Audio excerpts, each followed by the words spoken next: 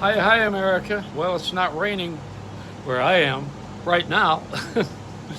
We've had enough of it, but listen, I'm watching the CBS Morning News, and I watch it. I've been watching it for a long time since Charlie Rose had acted out sexually and been removed from the show, with Gail King being named the anchor now. She's the Phantom of the Oprah. They put her on the air as a lead person, and this stories are never about news anymore. Now they're always about human interest and pushing forward with concerns about the public. Now, I wish we had two-way television where you could actually talk to it.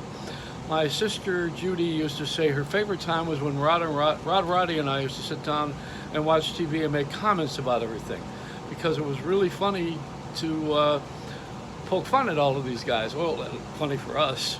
But the TV is so ludicrous. It's just ludicrous. The black people wanting some sort of a payback for slavery.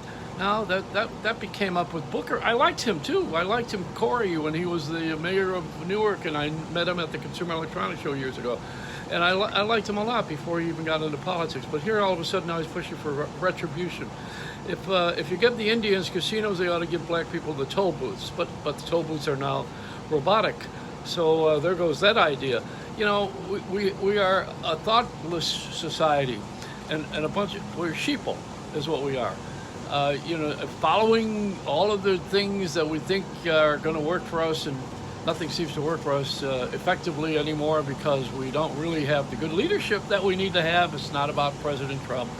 It's that we just don't have it. You don't have the intelligence, the IQ. We don't have the people who are able to bring everybody together instead of separating us. We have a nation of separation, and there's 350 million people plus here in this country, and I think we could find an audience for anything. You could have a Macedonian dwarf audience on television if you really look for it.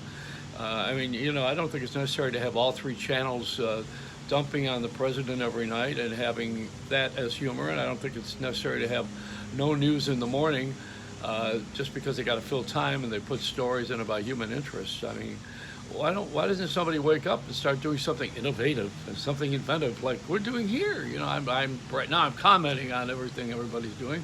Makes me a commentator. But usually I try to be inventive and try to do things that are out of the box or out of my mind.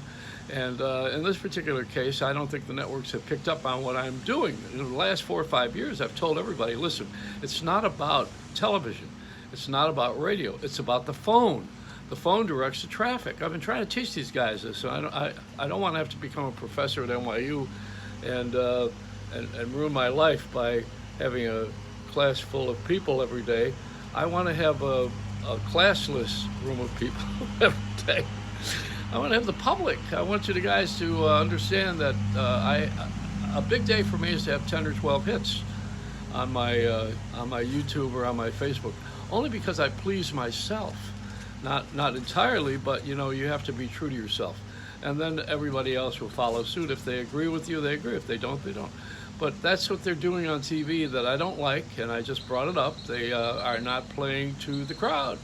They're not having fun and being funny and doing the things that are outrageously innovative. I'd like to see a little of that, and I wonder if you guys can rise to the occasion. I hope somebody at CBS, NBC, ABC, before they start charging to watch television, and incidentally, we pay a dear price watching for too many car commercials, pharmaceutical commercials, and now they're getting ready for 2020 with all of the great commercials for those running for office. It's just going to be miserable to watch television for the next year and a half with election pitches.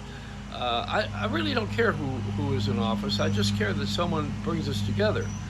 And it's not about a party. I mean, Republicans, Democrats, I think we need to go back to the equal time law so a guy like me can get on the air and say what he thinks. If you're going to let someone who's bought the time and spent a lot of money on the air and he gives his time, we need equal time. So I think I should get on there and say what I think. Why not? It's a democracy, or it was so far. Incidentally, the next thing is everybody has to pay for everything. Nothing is free anymore, including the beaches, the parks, the public transportation, the schools.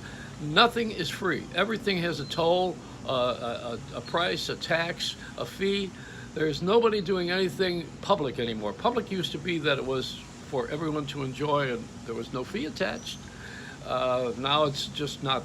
I mean, public transportation is almost that's a lie. There's nothing public anymore. Nothing that is going to be without a price on it. Where is all that stuff that we have that we used to enjoy without having to pay? We bring our families somewhere. We didn't have to pay for everything. What happened to that? How did they slip it in on us where no one was looking? Same as the gas prices. But that's too another story. It's a Reynolds Rap.